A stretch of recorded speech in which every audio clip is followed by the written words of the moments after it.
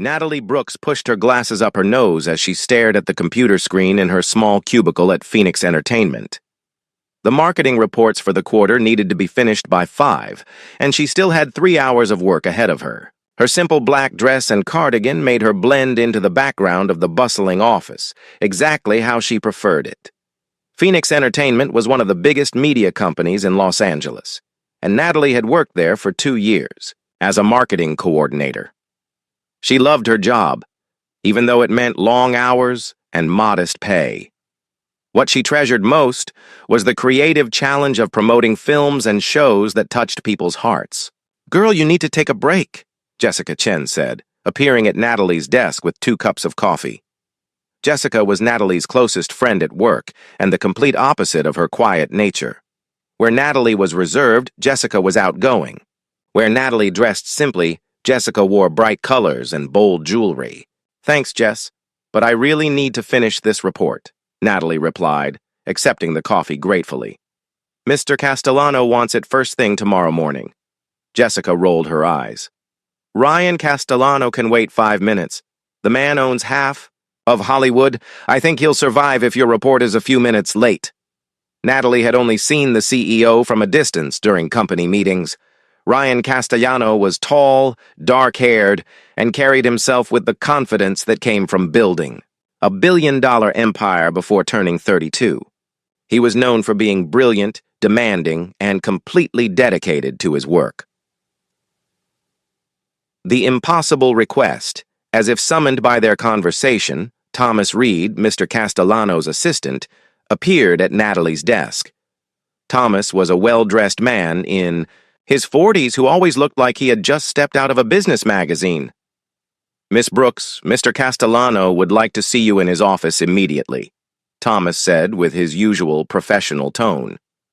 Natalie's heart jumped into her throat. In 2 years of working at Phoenix Entertainment, she had never been called to the CEO's office.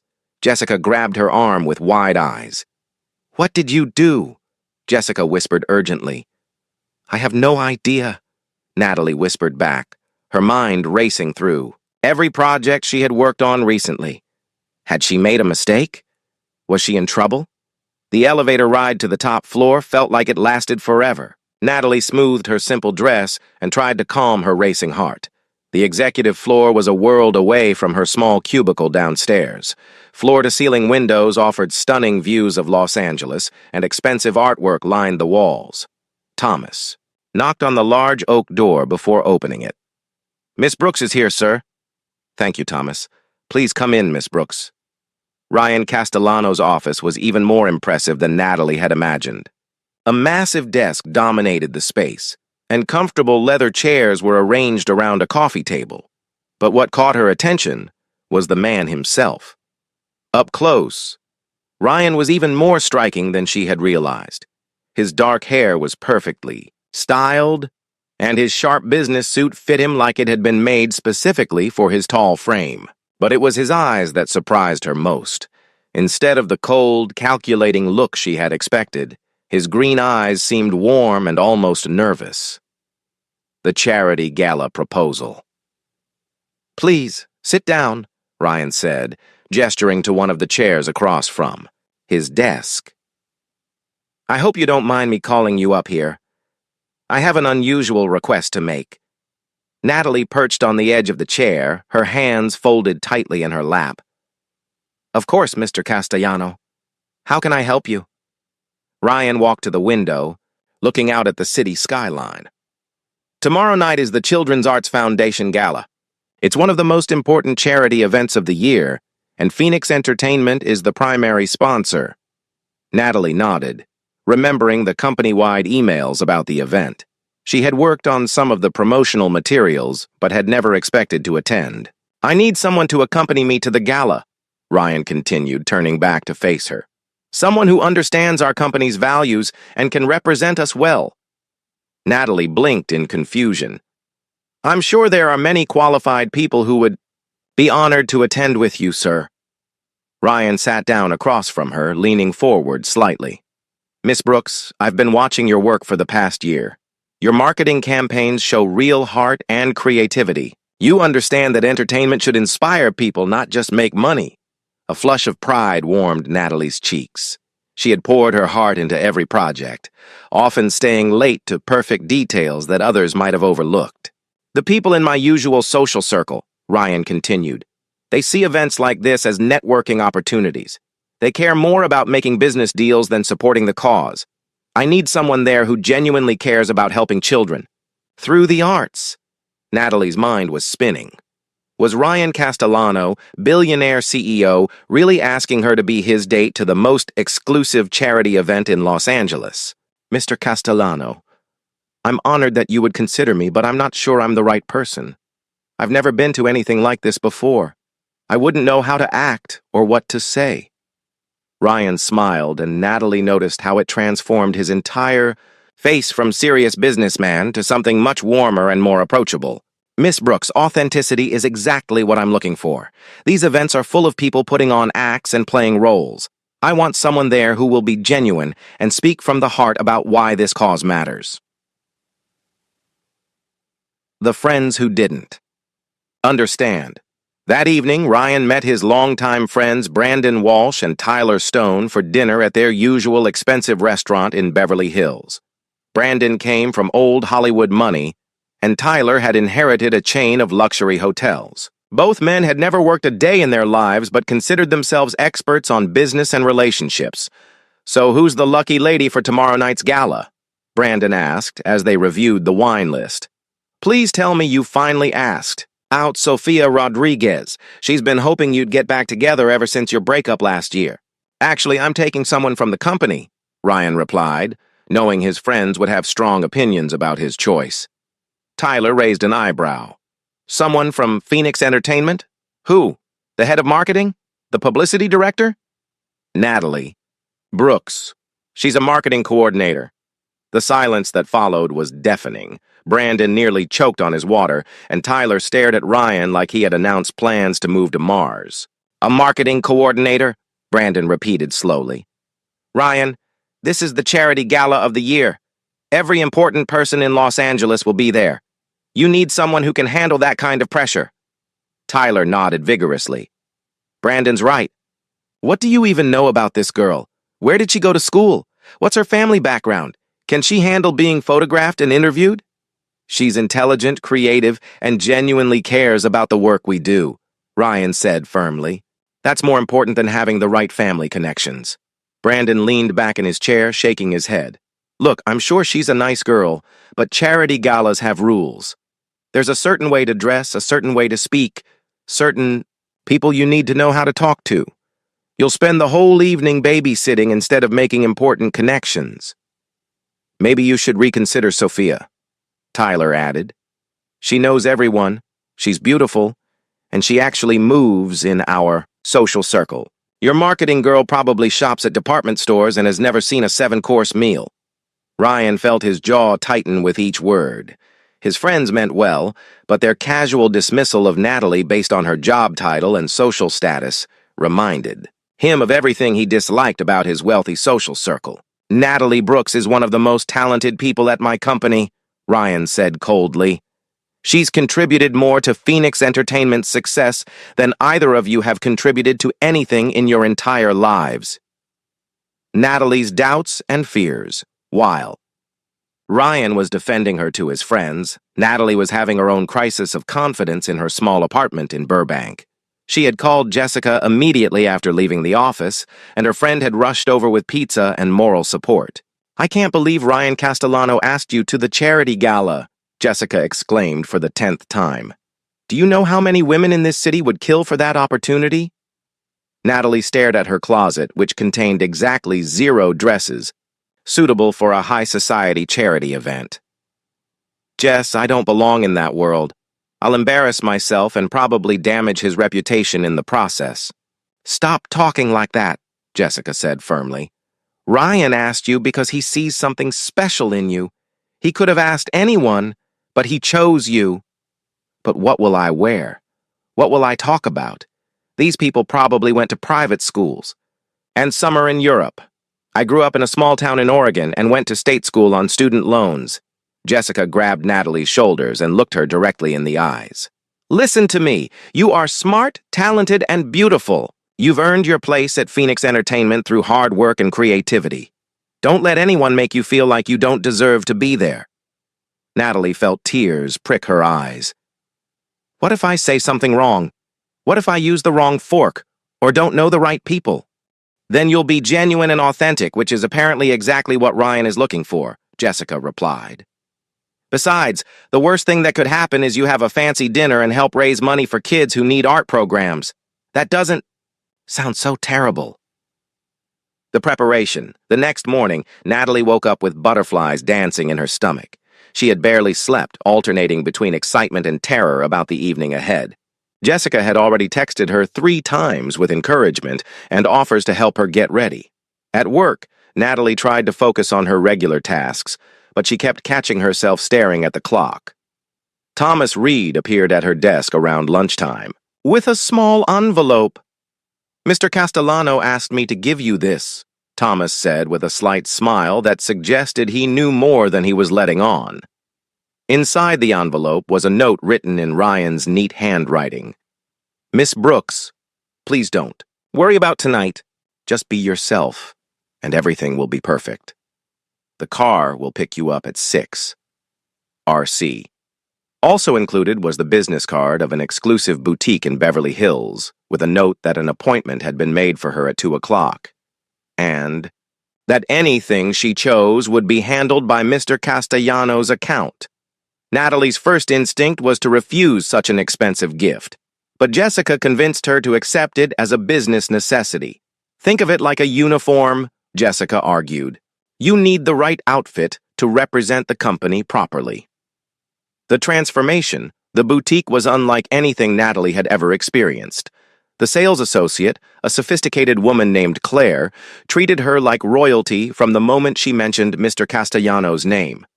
"Mr. Castellano has excellent taste," Claire said as she led Natalie through racks of designer gowns. "He specifically requested something elegant but not flashy, sophisticated but not overdone." They settled on a midnight blue gown that seemed to have been made for Natalie's figure. The dress was classic and timeless, with delicate beading that caught the light beautifully. It made Natalie feel like a princess without making her feel like she was wearing a costume. Claire also arranged for shoes, a small clutch purse, and simple but elegant jewelry. When Natalie looked at herself in the 3-way mirror, she barely recognized the woman staring back at her. "Mr. Castellano is going to be speechless," Claire said with a knowing smile.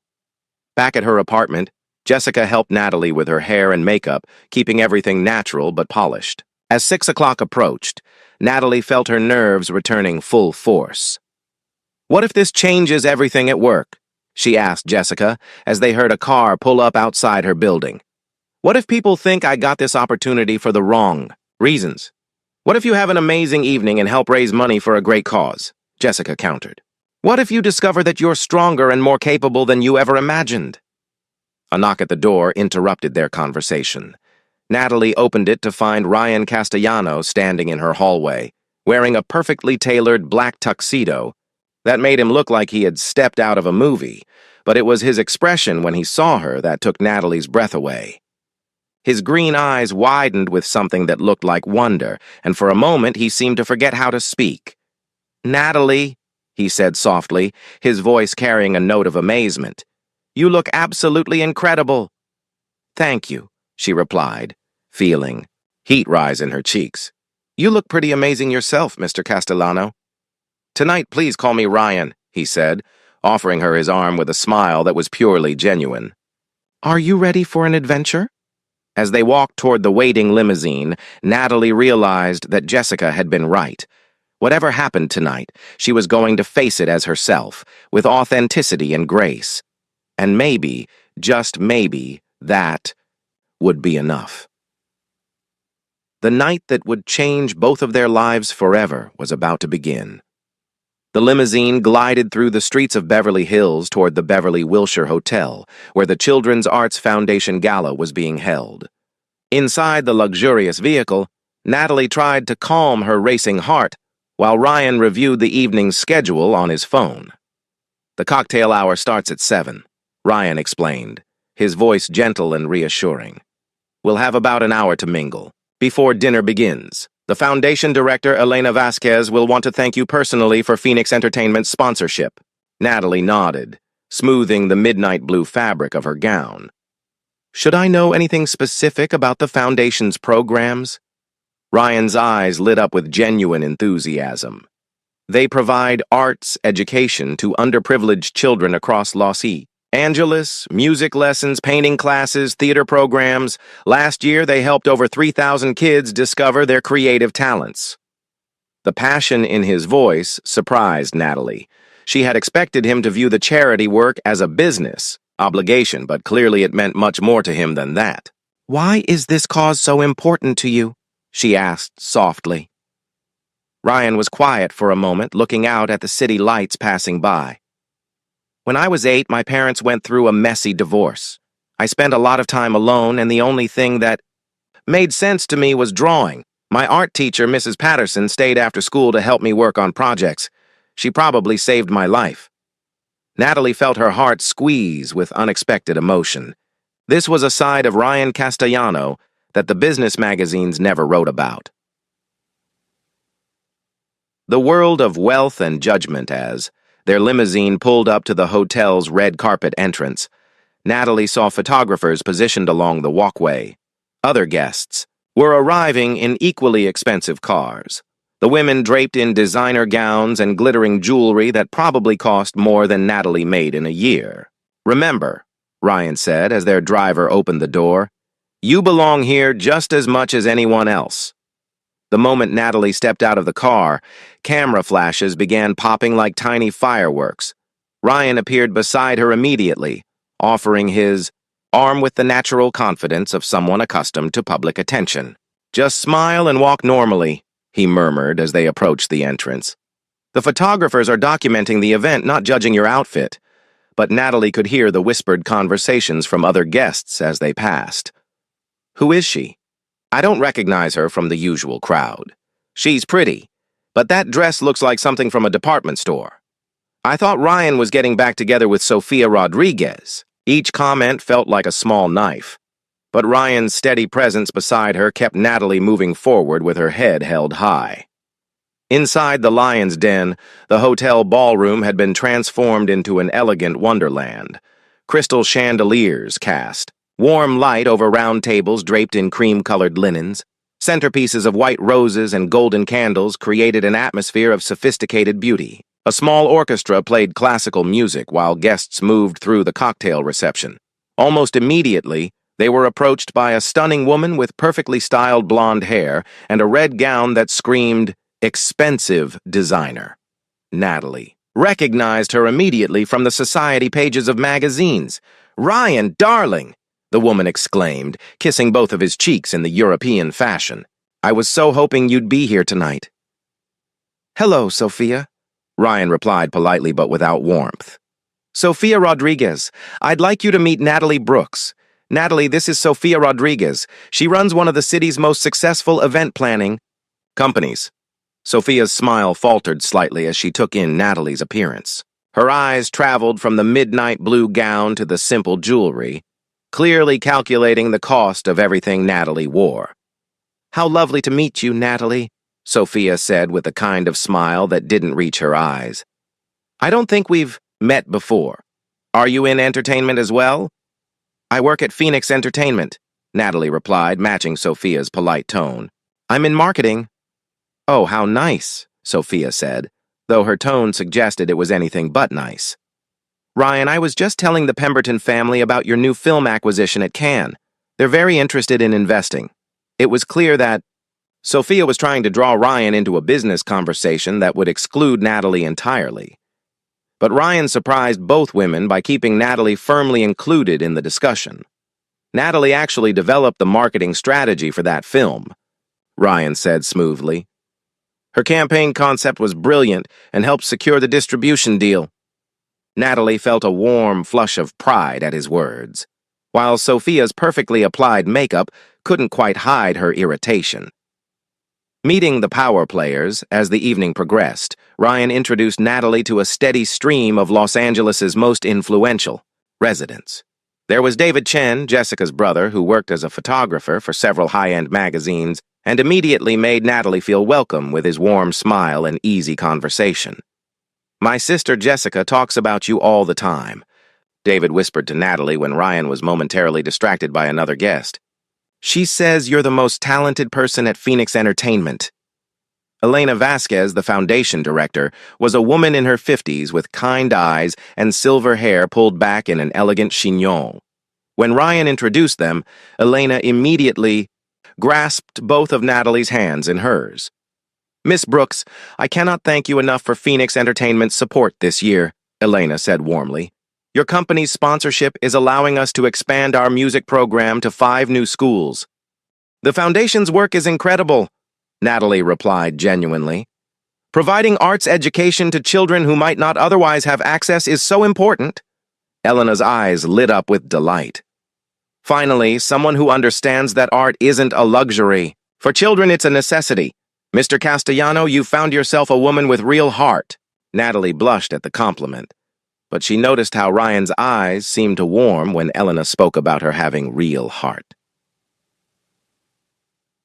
The mother's approval. Test halfway through the cocktail hour, a distinguished woman in her early 60s approached. Their group. She wore an elegant black gown with pearls that were clearly family heirlooms, and she carried herself with the unmistakable poise of old money and good breeding. "Ryan, there you are," the woman said, embracing him warmly. "I've been looking forward to meeting your guest this evening. Mother, I'd like you to meet Natalie Brooks," Ryan said, and Natalie noticed a slight tension in his voice. "Natalie, this is my mother, Margaret Castellano." Margaret Castellano extended her hand with gracious dignity, but Natalie could feel the woman's intelligent eyes assessing everything about her, from her posture to her handshake to the way she spoke. "It's an honor to meet you, Mrs. Castellano," Natalie said, grateful for the poise lessons her mother had insisted on when she was younger. "The pleasure is mine, dear," Margaret replied. "I understand you work with my son at Phoenix Entertainment." "Yes, ma'am, I'm in the marketing department." "How interesting," Margaret said, though her tone was carefully neutral. "And what did you think of tonight's presentation about the Foundation's work?" It was clearly a test, and Natalie realized that Margaret was trying to determine if she was genuinely interested in the charity or just there as Ryan's attractive companion. "I was particularly moved by the story about the teenage girl from East LA who discovered her love of photography through the Foundation's program," Natalie answered thoughtfully. "The fact that she's now attending art school on scholarship shows how much impact these programs can have on individual lives." Margaret's expression softened noticeably. "That young woman's story was remarkable, wasn't it? Too many people think of arts education as unnecessary, but programs like this can literally change the trajectory of a child's entire life." "Exactly," Natalie agreed with growing confidence. "Art gives children a way to express themselves and process their experiences. For some kids, it might be the only positive outlet they have." Margaret smiled, and this time it was completely genuine. "I can see why my son brought you tonight, dear. It's refreshing to meet someone who truly understands the importance of this work." The dinner that revealed everything. When they moved into the dining room, Natalie discovered that their table included some of the most influential people in Los Angeles entertainment and philanthropy. She had expected to feel intimidated, but instead found herself genuinely enjoying the conversations. The film producer to her left was fascinated by her insights into marketing strategies for independent films. The philanthropist across from her wanted to know about Phoenix Entertainment's approach to corporate social responsibility. "Miss Brooks," said the renowned director seated next to Ryan, "your boss tells me you developed the campaign for Voices of Tomorrow. That was brilliant work. The way you positioned it as both entertainment and social commentary was masterful." Natalie felt her confidence growing with each conversation. These weren't the shallow, status-obsessed people that Ryan's friends had led her to expect. They were passionate individuals who had achieved success while maintaining their commitment to meaningful work. During the Foundation's presentation, Natalie watched Ryan's face as they showed a video featuring children participating in various arts programs. His expression revealed the deep satisfaction he derived from using his success to help others, and she felt a surge of admiration for the man she was beginning to see in an entirely new light.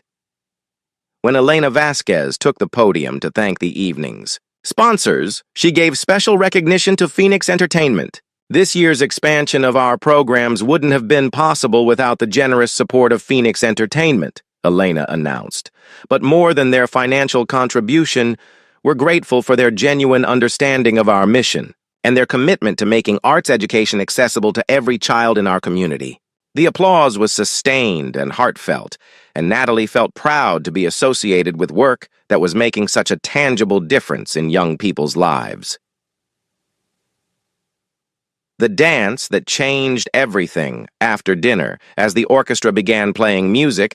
For dancing, Ryan stood and offered Natalie his hand. "Would you honor me with a dance?" The question felt both natural and momentous as they moved onto the dance floor. Other couples swayed around them, but Natalie felt like they existed in their own private world of soft music and possibility. "You've been incredible tonight," Ryan said as they moved together with surprising grace. "Watching you handle every conversation with intelligence and genuine interest has been remarkable." "Thank you for including me," Natalie replied, acutely aware of his hand on her waist and the warmth of his touch. "This evening has shown me a side of your work that I only understood intellectually before. Seeing the actual impact on these children's lives makes everything feel more meaningful." "That's exactly how I hoped you'd feel," Ryan said, his voice soft and sincere. "You bring that perspective to everything you do, Natalie. It's one of the things I value most about working with you." As the song continued, Natalie became aware that they had attracted attention from other guests. Some watched with curious approval, while others, particularly Sofia Rodriguez and her circle, observed with obvious disapproval. "We're being watched," she murmured. "Let them watch," Ryan replied, his eyes never leaving hers. "I'm exactly where I want to be, with exactly the person I want to be here with." The intensity in his voice made Natalie's heart skip, and she realized that something fundamental had shifted between them during the course of the evening. This was no longer just a professional arrangement or a charitable obligation. Something real and profound was developing, whether they were ready for it or not.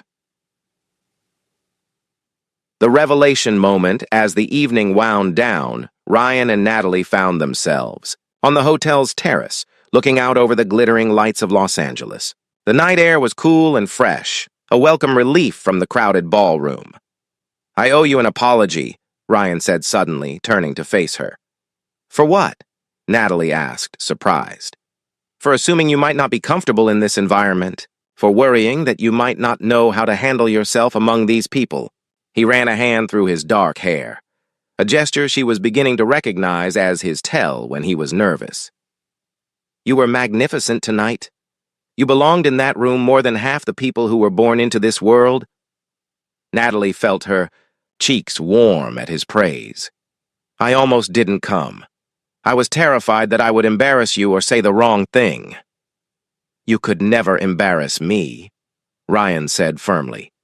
"Tonight, watching you connect with people not because of who they were or what they could do for you, but because you were genuinely interested in their work and their passions, I realized something." "What?" Natalie asked, her voice barely above a whisper. "I realized that I've been surrounding myself with the wrong people for years, people who see everything as a transaction, who measure worth by bank accounts and family names." He stepped closer to her, close enough that she could see the sincerity in his green eyes. "You see people for who they really are. You care about things that matter. You make me want to be better than I am." Before Natalie could respond, they heard voices approaching from inside the hotel.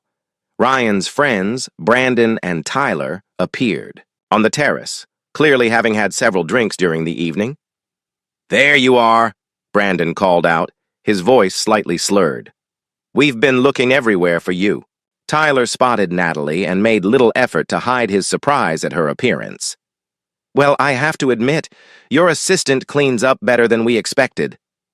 The casual dismissal in his tone made Natalie's stomach clench, but before she could respond, Ryan stepped forward with an expression she had never seen before. His usual calm demeanor was replaced by something cold and dangerous. "Her name is Natalie Brooks," Ryan said, his voice carrying a quiet authority that made both men step back slightly. "And she's not just my assistant. She's one of the most talented, intelligent, and genuinely good people I've ever met." Brandon held up his hands in mock surrender. "Hey, we didn't mean anything by it. We're just surprised that you brought someone from the office instead of Sophia." "Sophia Rodriguez is exactly what's wrong with my social circle," Ryan said firmly. "She sees people as stepping stones and conversations as transactions. Natalie sees the world as it should be, full of possibility and genuine connection." Tyler looked confused. "But Ryan, be practical. You're one of the most eligible bachelors in Los Angeles. You could have anyone. Why complicate your life with someone from work?" Ryan looked at Natalie, and she saw something in his eyes that made her heart race. "Because," Ryan said, never taking his gaze off her, "when you find someone who makes you want to be the best version of yourself, someone who sees the good in everything and everyone around them, someone who brings meaning to success instead of just accumulation, you don't let practical considerations stand in the way." The terrace fell silent except for the distant sounds of the city below. Brandon and Tyler exchanged glances, clearly recognizing that something significant was happening. "We should probably head back inside," Tyler said awkwardly. After his friends left, Ryan and Natalie remained on the terrace, the weight of his words hanging in the air between them. "Did you mean what you just said?" Natalie asked softly. "Every word," Ryan replied, stepping closer to her. "Tonight has made me realize that what I've been looking for in all the wrong places has been right in front of me for 2 years. "Ryan," Natalie began, but he gently placed a finger over her lips. "I know this complicates everything," he said. "I know there are professional considerations and social pressures and a dozen reasons why this might be difficult.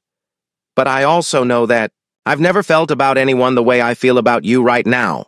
Natalie looked into his eyes and saw not the intimidating CEO who had built a billion-dollar empire, but a man who was opening his heart and taking the biggest risk of his life.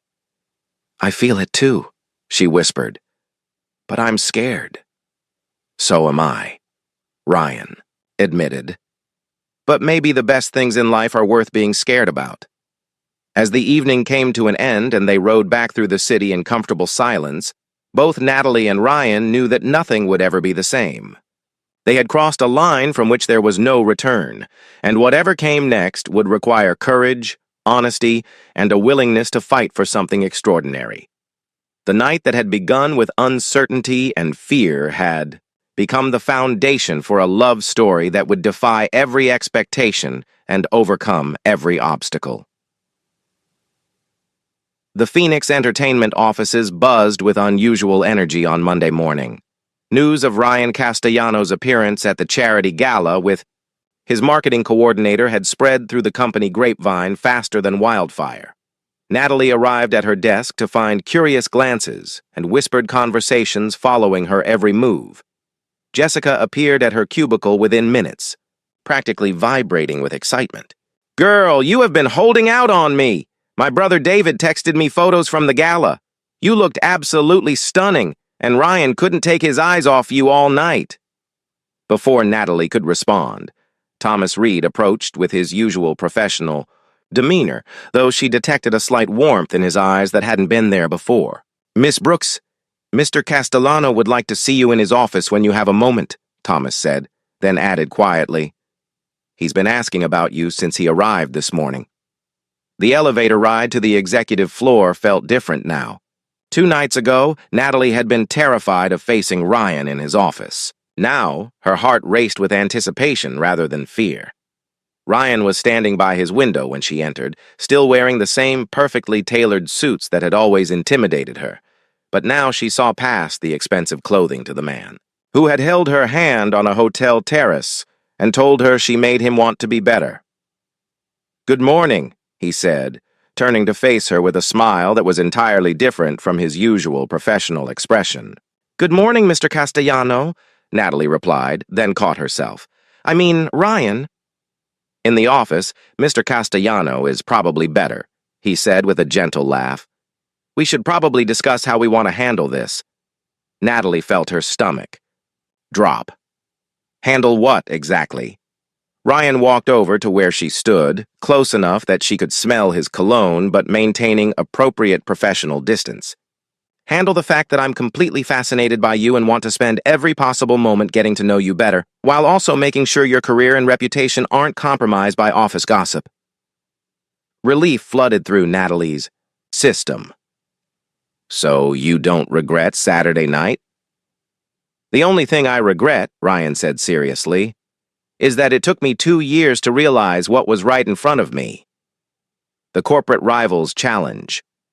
Their conversation was interrupted by Thomas announcing an unexpected visitor. Caroline Mitchell, CEO of Apex Media and Phoenix Entertainment's biggest competitor, swept into the office wearing a power suit and an expression of barely concealed ambition.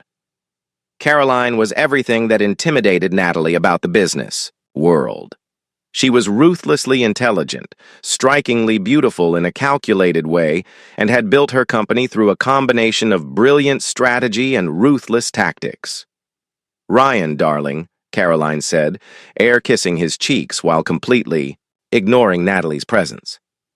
"I hope you don't mind me dropping by, but I have a proposition that simply couldn't wait." "Caroline Mitchell, I'd like you to meet Natalie Brooks, one of our most talented marketing coordinators," Ryan said, deliberately including Natalie in the conversation. Caroline's smile was sharp as a blade as she turned to assess Natalie.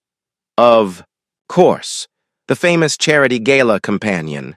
How sweet that you're giving your employees opportunities to network at high society events." The dismissal was subtle but clear, and Natalie felt her cheeks flush with embarrassment. Caroline was suggesting that her presence at the gala had been charity rather than choice. "Actually," Ryan said, his voice taking on the cold edge that Natalie had heard him use with difficult clients, "Natalie was there because she's the most qualified person in the company to represent our charitable initiatives. Her strategic thinking and genuine passion for our causes made her the perfect choice." Caroline's eyebrows rose slightly, clearly surprised by Ryan's firm defense. "How lovely. Well, I'm sure Miss Brooks has important work to return to. Ryan, I wanted to discuss the possibility of a merger between our companies." "Any business discussions can be scheduled through Thomas," Ryan replied curtly. "Miss Brooks, please stay. I value your input on corporate partnerships."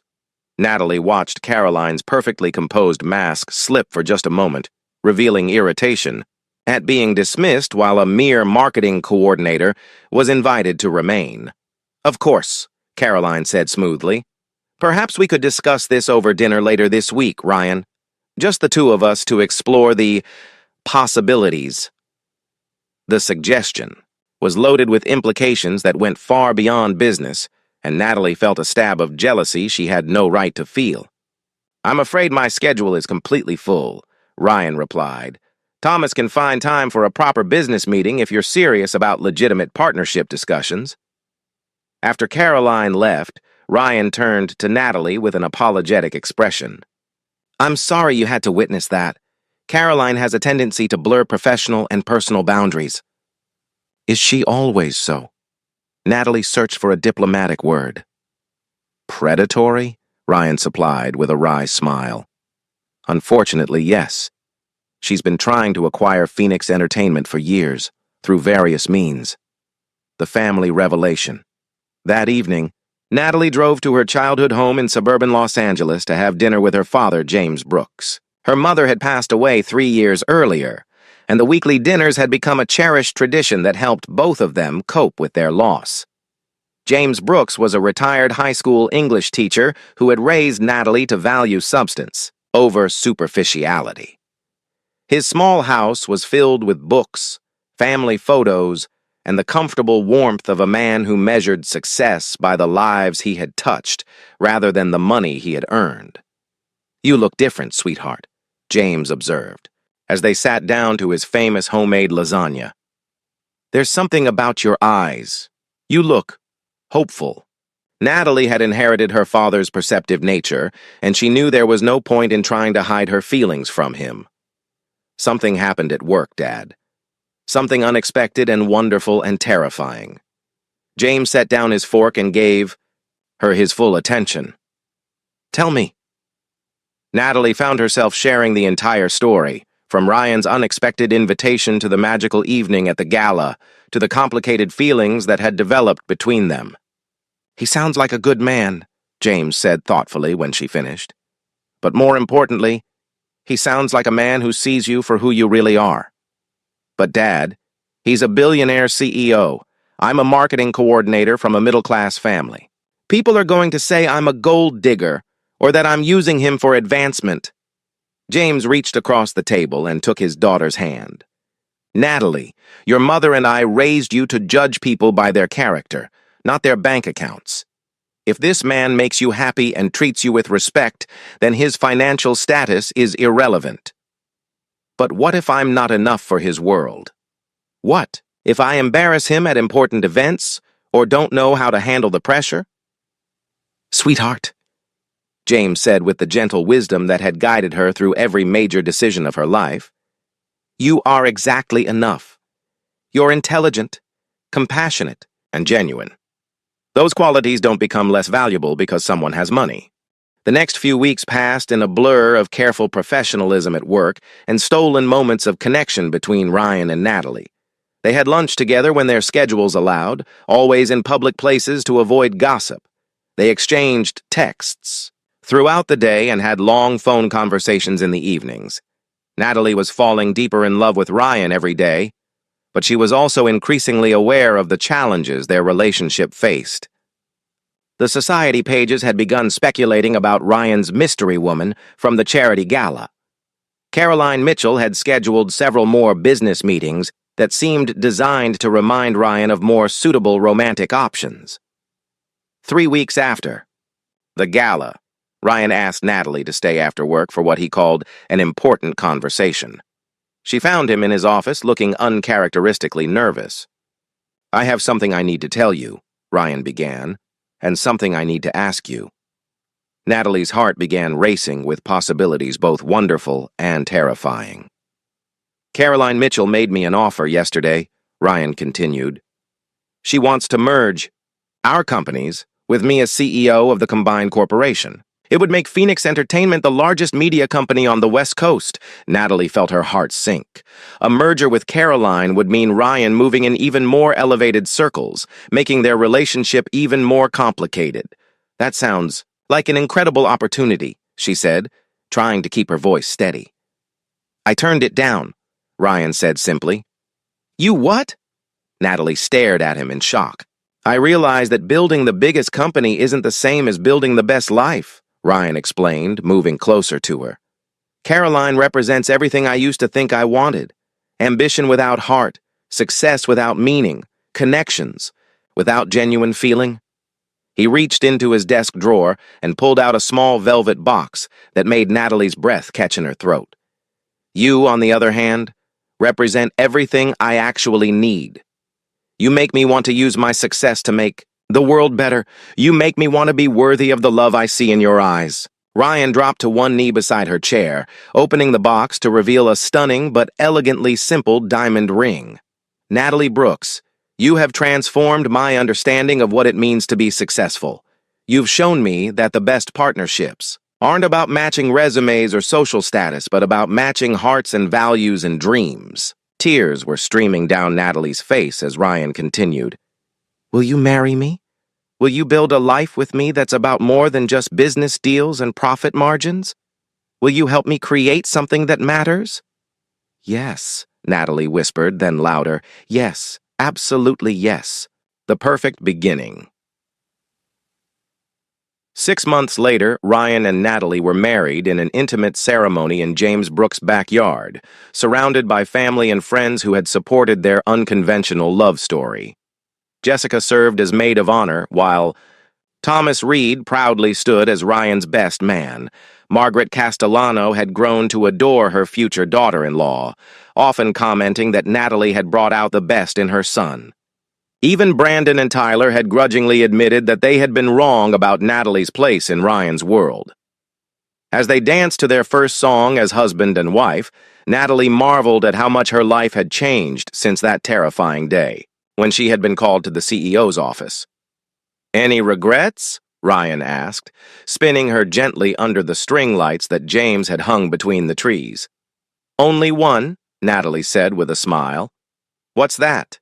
"I regret that it took a charity gala for me to realize I was already working for the most amazing man in Los Angeles." Ryan laughed, pulling her closer. "And I regret that it took me 2 years to realize that the woman of my dreams was sitting 20 floors below my office, making everything better just by being herself." As they swayed together under the stars, surrounded by everyone they loved, Natalie reflected on the journey that had brought them to this moment. She had learned that love doesn't always follow the rules society creates.